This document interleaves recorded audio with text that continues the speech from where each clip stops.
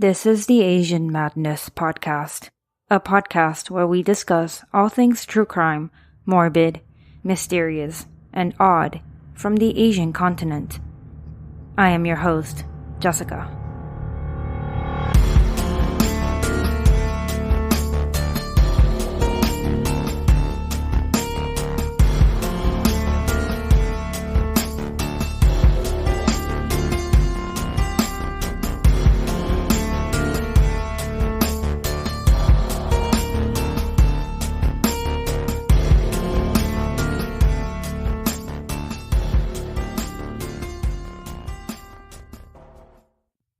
Before I begin today's podcast, I would like to recommend and play a promo for you.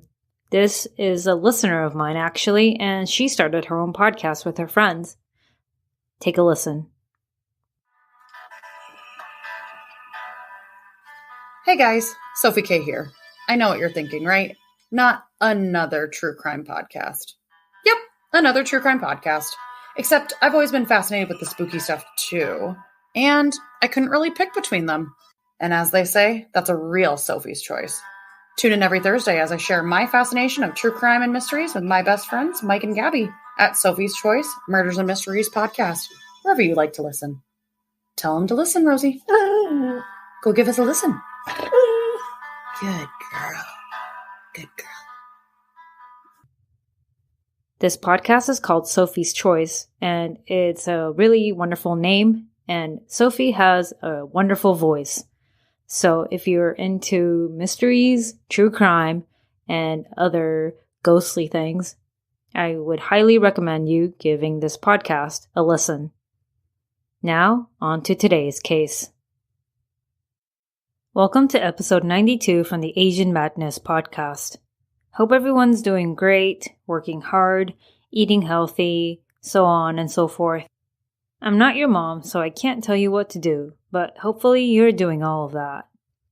Anyway, today's episode is probably something many of you have heard of before. And why is that?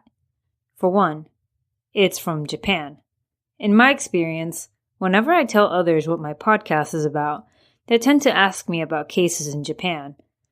Which kind of makes sense, because a lot of the fucked up ones are from Japan, as in Furuta Junko, the disappearance of the Miyazawa family, and even Sagawa Ise, the dude who killed and ate a woman but never served any time in prison. Another reason this case might be well known is because it involves a few Caucasian women, and cross-cultural cases tend to get more media attention. Makes sense if you think about it. More countries are reporting it because it involves one of their citizens. So tell me, what creates a well-rounded human being who is guaranteed to do no harm and only make good choices? If you're an older generation Asian parent, you might think, well, as long as I provide for my child with whatever they need, send them to a good school, push them to get good grades, get them accepted into a good university, well, that's about it. Good grades equals good conduct, equals a good life, equals a good person. Obviously, that's a slight exaggeration, but it's not uncommon to see many parents feel this way. You know the joke. Be a doctor, be a lawyer, you're not a Bijan, you're Asian. For today's case, we will explore the story of a man who seemed to be going places, according to his family and academic history, at least. Too bad he was unable to be a kind person and was unable to overcome his own perversions. This is the case of Obara Joji, aka Kim Sung-jung, or even better known as the man who murdered and raped multiple women, including Karita Ridgway and Lucy Blackman. I'd like to thank listener Sophie for suggesting this case, because it really deserves to be told. Let's begin. In February of 1992, a young Australian woman who worked at a hostess bar went out for dinner with her coworkers and a generous customer.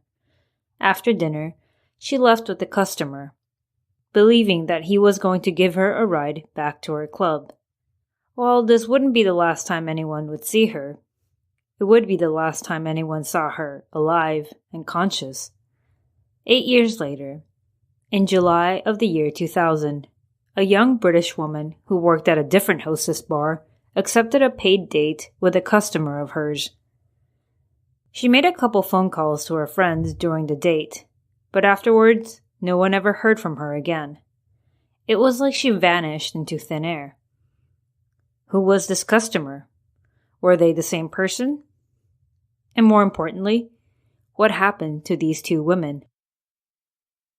Allow me to start by giving a brief overview of Obara Joji's background, and although he is not the one we really care about in this episode, his background is definitely something worth looking into.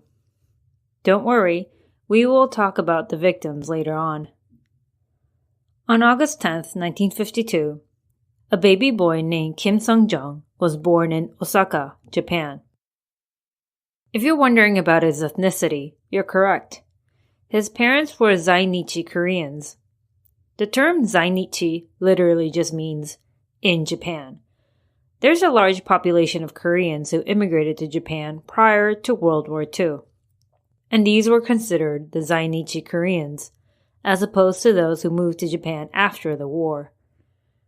In other words, Kim Sung-jung's parents were living in Japan prior to the war, possibly even born there. So, what was the Kim family like? For one thing, they were dirt poor when Kim was born. They struggled a lot, and Kim's father did whatever he had to do to put food on the table for his family. Kim's father was a taxi driver, but it was rumored that he also worked with the local Korean mafia, which is probably a good way to earn some extra cash. As the years went on, the Japanese economy was suddenly in great shape.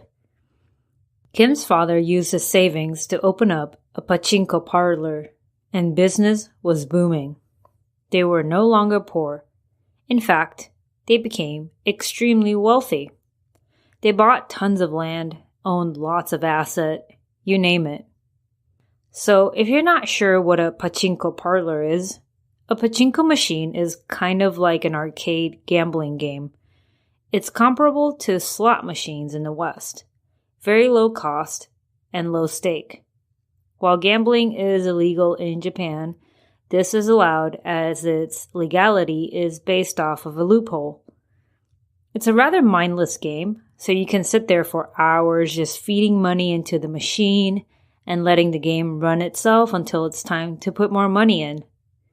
Anyway, now that the Kim family had an abundance of wealth, what did they want to do with it? Why, of course, invest in their son. Get their son the best education money can afford so he can be an outstanding human being. Kim was enrolled in private schools, sent off to extracurricular courses every day, learning English, painting, piano, you name it. He eventually enrolled in a rather prestigious prep school that was known to be affiliated with Keio University, one of the top-ranking private universities in Tokyo. While the family was doing great, it was inevitable that some type of tragedy would strike. Kim's father, who had also been dabbling in illegal business with the mafia, was found murdered in Hong Kong around 1969. His father was the breadwinner of the family. Now what? Well, nothing bad really happened aside from his death. Kim's father had a lot of property and savings under his name, so all of this went to support his widow and his son. Kim continued on with his studies, graduated from Keio University with a degree in not just politics, but also law. He spoke Japanese and was also fluent in English. That's impressive. At this point, Asian parents everywhere are probably side-eyeing their kids you can do this too, you know? But hold on. These academic achievements speak nothing about him as a person, his character. After graduating, Kim did two major things. He traveled as much as he could, and then when he returned to Japan, he became a naturalized Japanese citizen, and thus officially changing his name to Obara Joji. I don't really know if changing one's name is required, but I guess it makes sense because it helps them fit in a lot better. Japan is a friendly country. but it is also known to be not so open to outsiders. And by outsiders, I mean people who are not born and bred Japanese people. There are various stories of foreigners, Asians, and Westerners alike who spent years and years living in Japan, speak Japanese fluently, and yet are still treated as outsiders. It also happens to Japanese people who grew up overseas. This is common in monoethnic and homogeneous societies, where the majority of the population is from that one country, and anyone outside their ethnicity is seen as an outsider. Well, Kim, whom we will now refer to as Obara, became a Japanese citizen. He began to heavily invest in real estate, of course, using the money he inherited from his father. He was no dummy either, as he ended up making millions of dollars. Except, tragedy struck once again. Japan had been doing exceptionally well for years economically speaking, until that economic bubble went poof in 1991. The years following this event is referred to as the lost decade. During these years, Japan's GDP fell by about 1 trillion, salary went down, and prices soared. Obara was heavily impacted by this recession. He had lost so much, and also suddenly. Not only did he lose almost all his money and assets and businesses, he was also somehow in debt. In order to make ends meet and not go completely underwater, he ended up working with a Yakuza group, the Sumiyoshi group, to be exact, doing some sort of money laundering business. I mean, I can't fault the guy. Up to this point, it seemed like he had been making rather sensible choices, and it's not his fault that everything fell apart. While money laundering isn't great, it's a method of survival during harsh times. Deep down, Obara was broke as heck, but on the surface, he managed to maintain a put-together facade, trying to look like he wasn't affected by the economy, pretending like everything was fine and dandy. So that's a brief look at the Obara that people knew from a surface level. What was he like as a person on a more personal level? Like I mentioned, at one point he had accumulated a large amount of money and assets. While he could technically walk around like he owned the city, he was actually a very self-conscious and insecure man. Before he changed his name officially to Obara Joji, he had used another Japanese alias during university because he was worried about standing out or not being Japanese enough. Not only that, he was also self-conscious about his looks. For many people, especially non-Asians, it might be hard to tell the difference between Asians from different countries. Hence the really dumb joke, Asians all look the same. Truth is, there are certain traits that can really point to a person's country of origin, like face shape, eye shape, etc. I won't go into detail because it can be a bit hard to explain, and I don't want to risk offending any of my people. The point is, Obara Joji knew he wasn't Japanese looking enough.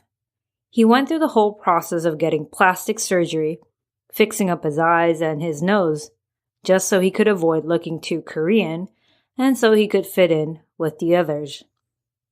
Another physical aspect he was self-conscious about was his height. The average height for most East Asian men is around 5'7", or 170 centimeters. Obara, though, he was only 5'5", around 165 centimeters. Honestly, nothing wrong with being short, but I understand how it can impact someone's self-worth and self-esteem, especially as a man. Obara purchased shoes that had hidden inches in them, and to outsiders who didn't know better, he would definitely look taller, and no one would suspect a thing. Lastly, he was rich, and he enjoyed being rich. Again, nothing wrong with that. Before the recession, he went around and purchased multiple apartments and expensive fancy new cars. He wanted to show status, wanted others to know he was well off. All in all, I sense Obara was an incredibly insecure individual. Many of us might have negative assumptions about people who are wealthy and flaunt their wealth.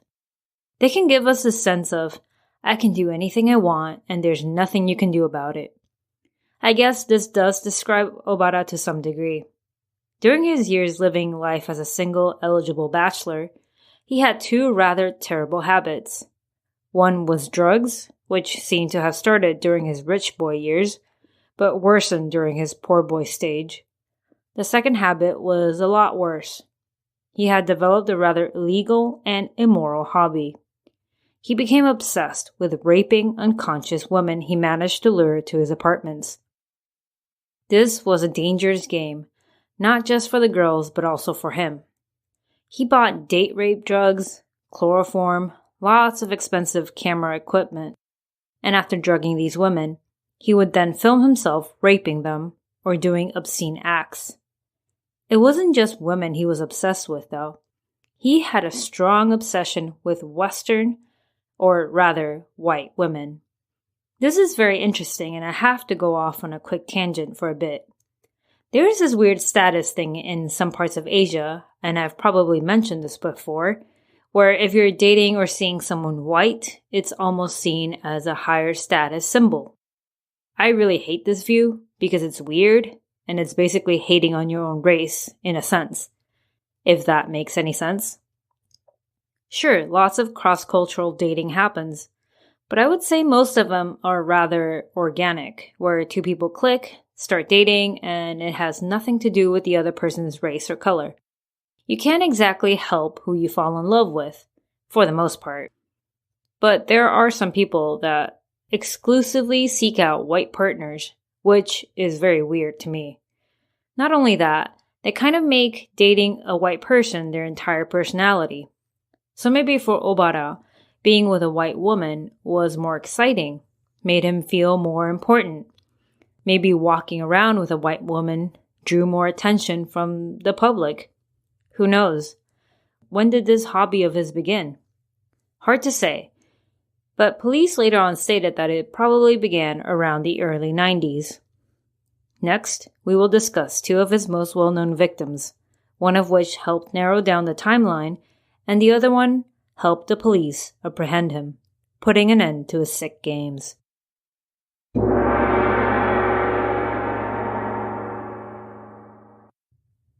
From Amazon Music, I Hear Fear is a new anthology series of suspenseful stories hosted by Carey Mulligan. These stories are inspired by true events and real places, so the next sound you hear could be your own scream. In each episode of I Hear Fear, you'll be treated to a new psychological thriller. A forest monster who lures teens into the woods and never lets them return. A line of beauty products that takes the search for youth to dark extremes. And an EDM party that turns deadly when the DJ takes over more than just a dance floor. These might sound like urban legends, but I Hear Fear proves that the scariest stories of all are the ones that are true. I Hear Fear will introduce immersive horror and lead you straight into the heart of darkness. Prepare to be taken on a journey into the unknown. Hey Prime members, listen to the Amazon Music exclusive podcast, I Hear Fear, in the Amazon Music app. Download this app today.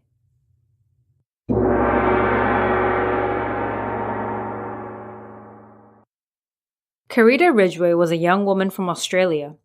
She was born in March of 1970 in Perth, Western Australia. As a young girl, she became very interested in the idea of modeling, but as she grew older, she decided that modeling was not her jam. She wanted to pursue acting instead. Except, acting courses in Australia were extremely expensive at the time. Things were tough in the early 90s in many parts of the world due to the recession, and in Australia as well, which started around September of 1990 and lasted approximately a year. When you're living in a recession, it's hard to know when things will start to look up. So Carita, not wanting to waste her youth, decided to move to Japan. Might seem random, like, of all countries, why Japan? According to online sources, Karita had an older sister, Samantha, who had just recently moved to Tokyo to be with her boyfriend. This seemed like a great idea at the time, as she could teach English in Japan, save up, and pursue acting. This was only a short-term plan, though, as she did want to return to Australia eventually. She arrived in Japan when she was around 20 or 21, very young and very fascinated with the lifestyle Tokyo had to offer. She began her life there as an English teacher for a while, but let's face it, she was young and honestly very beautiful. It was only natural for her to want to earn a better living using whatever means possible. I don't mean this in a bad way either. If someone is beautiful and attractive enough to work in certain fields, either modeling or whatnot, that's great. So she was eventually recruited to join the world of hostess bars. There are technically 6 areas in Tokyo that are famous for this sort of nightlife. Shinjuku's Kabukicho, Roppongi, Ikebukuro, Ginza, Ueno, and Shibuya. Each area has their own style, so to speak. After a brief search, the internet told me that the most expensive areas are either Roppongi or Ginza. Japanese hostess and host bars are quite interesting. In her case, it's basically a bar where people, mostly men, go to drink, sing karaoke, and whatever. Customers are technically not allowed to touch the women or do anything lewd. And women are there by request and can drink, sing, and have conversations with their patrons. The whole point is to have fun in the company of beautiful women. Seems innocent though, right? Well, if a customer liked a girl a lot, they were allowed to ask them out on dates, but only if the woman agreed to it. Karita joined a hostess bar located in Ginza, and it started out great. Like I said, being a foreigner, especially a white woman in this situation, had its perks. This is where Karita first met Obara. At first, he was an innocent customer, going to the club and requesting her company. Eventually, after the two got closer, he felt like it was time to make a move.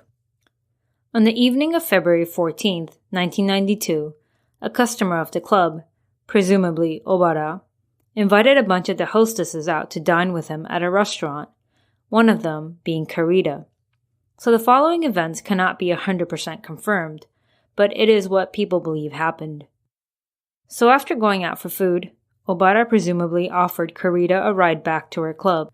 She accepted, and the two left together. While the two were in the car, Obara made his move. He took a heavily chloroformed rag and basically smothered her with it. She instantly fell unconscious, and being the creep that he is, he took advantage of her. Except, something went very wrong. You see, he's a depraved guy, but his only intention was to drug her and then let her go. Maybe make up some bullshit excuse as to why she passed out. Karita, though, never woke up. He began to panic and wasn't sure what he should do. He then did the oddly sensible thing and took her to the hospital. Obara gave the hospital a fake name and told them that Karita was unconscious, probably suffering from food poisoning or something. As soon as they admitted her, Obara left and never returned. Sometime in the morning of February 15th, Karita's sister, Samantha, realized her sister was missing. And when she went around asking their roommates, one of them said that she had received a call from a strange man saying that Karita had gone away with friends. Samantha was skeptical, became even more worried, and that's when she received a call from the hospital. They told her her sister was there, and to come immediately, as she wasn't doing so well. Samantha went to the hospital straight away, only to find her sister unresponsive. When questioned about her sister's condition, doctors and nurses told her that a Japanese man had brought Karita in, telling them she was suffering from food poisoning, and that was it. The man said his name was Nishida Akira, but it turned out to be a fake name, and the only thing that they remembered was that he was Japanese and was an older man.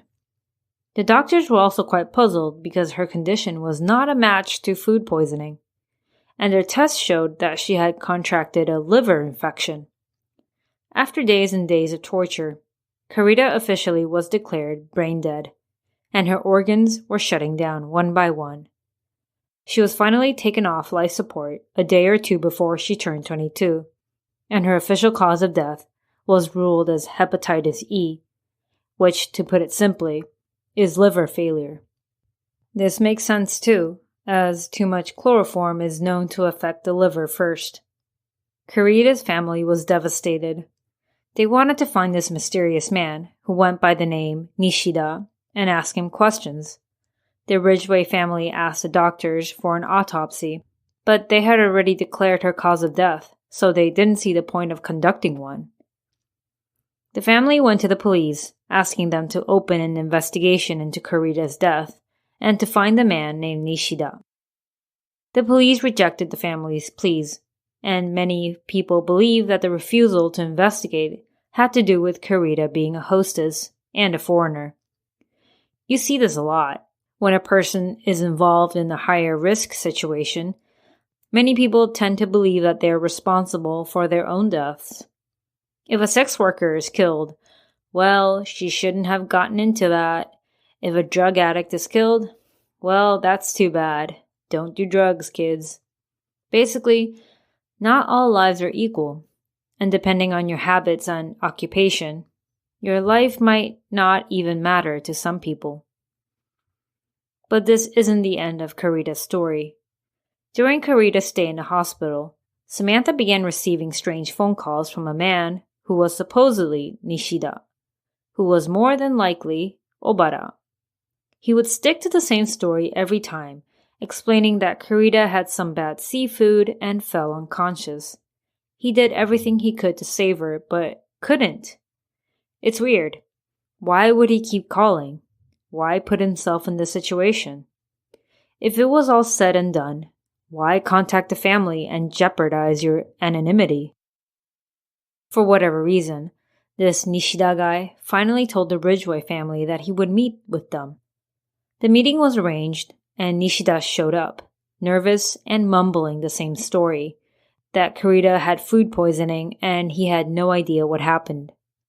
He even told Carita's parents that he was not just a customer, but that he doted on Carita, and even had a birthday present prepared for her. Her parents and sister were kind of shocked and skeptical, but they accepted his gifts and an additional 50 million yen under one condition. They had to accept their daughter's death. That's kind of shady, right? At this point, what could they do though? The police wouldn't help, the doctors wouldn't help, so they had no choice but to accept everyone's decision. They took Carita's remains back to Australia and tried to move on with their lives. For the next few years, Obara continued his depraved ways, living a broke-ish life, working with the Yakuza, coping with drugs, and often seeking out female companionship. It took many years, but around the late 90s, Obara finally began to get sloppy with his ways, and wound up with various police records and visits to jail. He was caught driving under the influence. He was caught taking upskirt photos of women in the bathroom, and was caught not once, but twice, sexually harassing women in public. This guy was slowly getting himself noticed. And in a way, it's good, because it did lead to him being on the police's radar.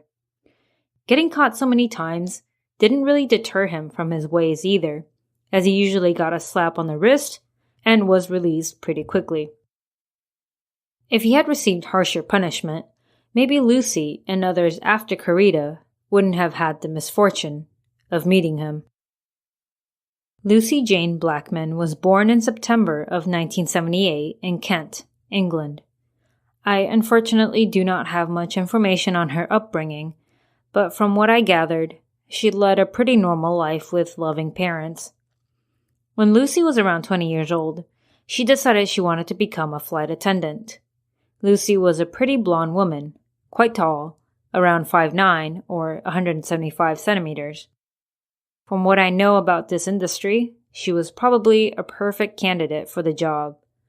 She applied and was accepted into British Airways, and thus began her jet-setting life, flying to different destinations every few days.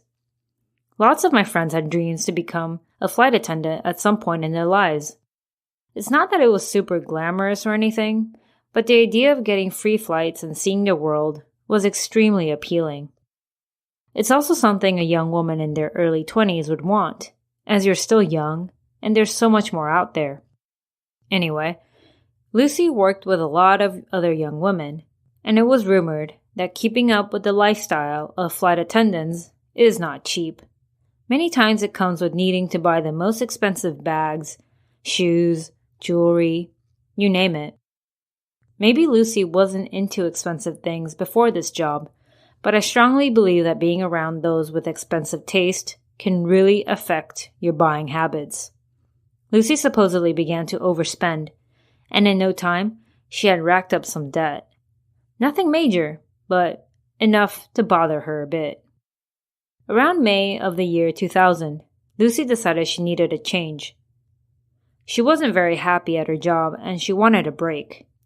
Lucy and her friend, a woman named Louise Phillips, talked about their lives and suddenly made the decision to travel to Tokyo, Japan. They wanted to spend some time there, 90 days to be exact, as those were the visa conditions. Louise's older sister supposedly was living in Japan at the time, which is kind of a weird coincidence that there was some sort of sister involved in both Karita and Lucy's stay in Japan. Anyway, this trip was supposed to be relaxing, kind of like a break from reality, except the two young women were immediately intrigued by this hostess bar situation. You see, Louise's sister had been living in Japan for a few years already and had been working as a hostess during that time. She told the two friends that it was very easy money, and it was a very decent amount of money. Lucy and Louise were fascinated and decided that this was worth a shot. Lucy could not only make enough to pay back what she owed, she could also make extra money to fund future trips around the world, or buy whatever else she wanted. It didn't sound like a bad deal, as all you had to do was sit around, drink, and chat with customers. The no touching and no harassment policy made them feel safe. So if this could bring in some extra cash, why not? Despite going through a recession, those who still had money did not hold back when it came to spending, especially men in hostess clubs. Life may be hard, but no need to deprive yourselves, right? Life is short. YOLO. You get the idea. So Lucy pretty much felt the same way. Lucy and Louise ended up joining a hostess club called Casablanca that specialized in foreign women as hostesses, which I imagine is kind of like a themed hostess club, where men who prefer foreigners go and enjoy the company of these women. There are tons of themed hostess bars like uniform clubs, maid clubs, anything you can think of, they probably have it. It's kind of weird, but quite fascinating. She worked for a little less than 2 months, and it was indeed easy money. Everything was going well for her, until she accepted a paid date from a customer. And of course, that man was Obara Joji. On the afternoon of July 1st of the year 2000, Lucy and Obara went out on a date. Before that took place, Lucy called Louise to tell her about it. Maybe as a safety thing, because that's honestly very smart. Except, Lucy disappears and never makes it home.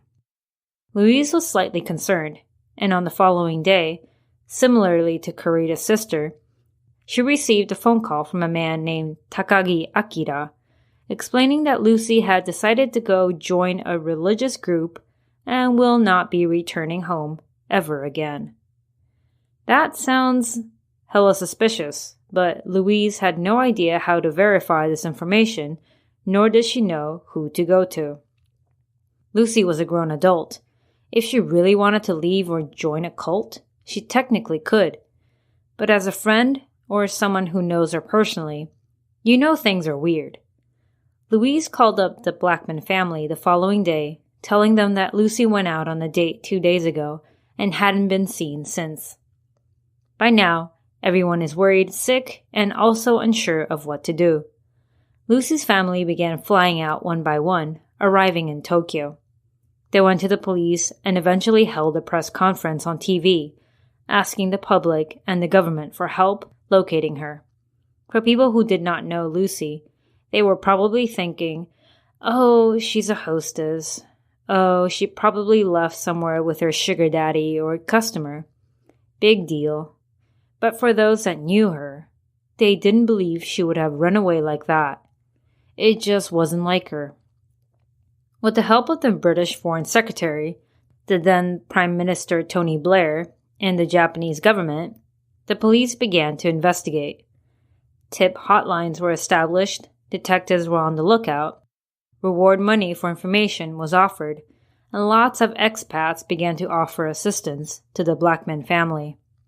Times like these, people tend to come together, and it's really beautiful. A whole month goes by, and all the tips they've received up to this point have led nowhere, including a letter that was supposedly sent from Lucy telling everyone to leave her alone. I know, sounds fake. Everyone agreed on that.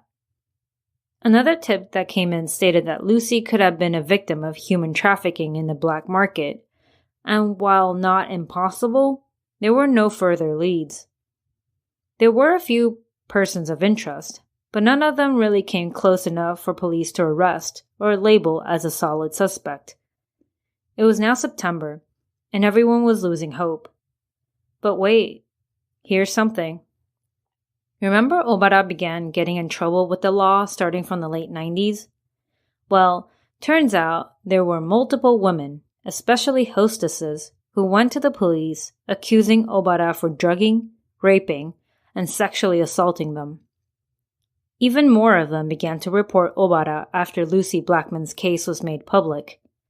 None of these reports were considered top priority at the time for some reason, but as police officers dug into potential suspects, this man was starting to look like a good candidate.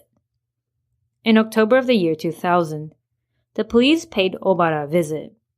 Nothing much happened from this visit, but that didn't mean that the police scratched him out as a suspect. If anything, it was possible he was a liar, so they continued to monitor him closely.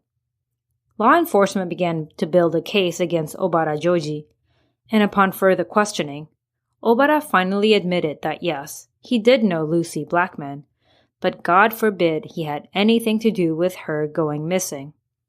Do we believe him? Obviously not. The police obtained a search warrant for Obara's residence, and to their shock, they found hundreds of videotapes showing unconscious women being raped and sexually assaulted by Obara, one of them being a blonde woman who could have been Lucy. Truly sickening. Of course, police work involved combing through each and every one of these videos, and that's when they realized this man has probably drugged and raped around 400 women over the years. Aside from the videotapes, as if those weren't bad enough, they found a diary that he kept, listing all his victims and what he learned in every encounter. This is where he showed his incel side. Some of the entries read, quote, "I cannot do women who are conscious. Women are only good for sex. I will lie on them. I will seek revenge. Revenge on the world. Foreign hostesses are all ugly, not in the sense of appearance, but in their minds." Unquote. Looks like Obara had a weird obsession/hatred towards foreign women. Like he desired them physically and sexually, but found them mentally repulsive. The most shocking entry in this quote-unquote conquer play diary of his read, "Carita Ridgway, too much chloroform." Boom. That sealed his fate. Clearly, he knew what had happened to Carita, and he was very much responsible. The police also discovered an old cash transfer receipt with the Ridgway family as the recipient. Remember how he offered them money years ago? Imagine the shock the Ridgway family experienced when contacted about this, more than 8 years after Carita's death. It's like all the hurt and sadness getting dug up again. At this point, there was no reason why the police would think Obata was not involved in Lucy's disappearance, though they still needed concrete proof. Obata was charged for the rape of multiple women, the death of Karita Ridgway, and the disappearance of Lucy Blackman. This charge brought on a lot more police to work on this case, and eventually in February of 2001, the remains of Lucy Blackman were discovered in a shallow grave only a short distance away from one of Obata's properties. Coincidence? Definitely not. Her body was dismembered into 10 pieces and placed into separate bags. Her head had been encased in concrete. Understandably, her body was too mutilated and decomposed, so cause of death could not be established. The Blackman family was probably relieved to finally know what happened to their daughter, but the sadness and anger definitely trumps that sense of relief. They quickly made arrangements and Lucy's body was flown back to Kent for a funeral, and her ashes were eventually buried in Sevenoaks, Kent. As for Obata, his trial began in April of 2001. His charges remained the same: rape, murder, abduction, and disposal of Lucy's body. This trial was extremely long, so I'm just gonna get to the point. After 6 years, yes, 6 long years, finally in April of 2007, Obata was sentenced to life in prison for the rape and manslaughter of Karita Ridgway, and for drugging and raping several other women. Karita's death wasn't labeled a murder, because according to records and evidence, he didn't try to kill her, so it was just a manslaughter charge. But what about Lucy, though? Turns out, that was thrown out because despite her body being found close to his property and him knowing her personally, it was not concrete proof. Later on, Obata told the court that Lucy was mentally ill, she was a drug addict, and that her death was caused by her voluntarily taking drugs. In other words, her death had nothing to do with him. At most, it was an overdose and he didn't know what to do. Circumstantial evidence. Regardless, a year after the initial sentencing, he was ruled guilty in the Lucy Blackman case for dismembering and abandoning her body. If and only if he's telling the truth about her overdosing on her own, then he's still guilty for how he handled her body afterwards, right? I don't think it's very satisfactory that he wasn't found guilty for her murder, but I guess that's just how the law works at times. Despite the additional guilty charge, his sentencing remained the same, so no death for him yet. His team tried to appeal the sentencing, but of course, they failed. The Blackman family stayed strong during the entire trial, but it did take a toll on them in different ways. Financially speaking, it was hard. They basically had to leave their lives in Kent and focus solely on Lucy's case, burning through savings and donations. Lucy's younger sister was so traumatized, she even tried to kill herself. As we know, crime doesn't only affect those directly involved, but also those around them. It's heartbreaking to see this happen. No one expects to go through anything like this, and honestly, no one should. Now, onto the aftermath. One of Obata's friends reportedly felt immensely guilty for what had happened. Not sure if he knew what Obata was up to or if he knew nothing at all, but he ended up offering the Blackman family a large sum of money, which they called condolence fees. Although it felt weird accepting it, Mr. Blackman used it to set up a trust under the family name to go towards promoting safety. As for the men that contacted both Karita's sister and Louise, it was confirmed that it was indeed Obata, posing as somebody else, calling them under fake names. Like, how gross can you be to do all these terrible things and then try to get involved with the family, acting all innocent and helpful? It's mind-boggling. Maybe it was him trying to balance out his evil acts by doing some good. Maybe he enjoyed the attention and acting like a good Samaritan. Obara received a life sentence, but technically speaking, he would be able to apply for parole once he served 20 years. I doubt he'll ever be free though, so let's cross our fingers. As for the police, you bet they were heavily criticized for their lack of police work, even when multiple women came forward with accusations of rape. It's true, Lucy was working illegally as a hostess in Japan, but a crime is a crime. You want to charge her for working illegally? Sure, but I'm pretty sure a disappearance and a murder case is more important than that. How about you find her first and work out the rest later? Oh wait, too late. Despite not getting charged for Lucy's murder, it was surmised that Obara probably offered her a drink, and she possibly died from that. So there you have it, the human monster named Obara Joji. How do you feel about this case? Are you satisfied with how it was handled? Do you think they could have done things differently? It's a little too late now, but what we can do is change how we proceed with such situations. Police shouldn't dismiss a case just because of a person's profession or habits. Under the law, everyone should be equally protected. It could have happened to anyone as well, and I highly doubt Lucy's visa status played a role in her getting murdered. Traveling can be fun, exciting, relaxing, but always be aware of danger. Sometimes you feel safe, but are we ever really safe?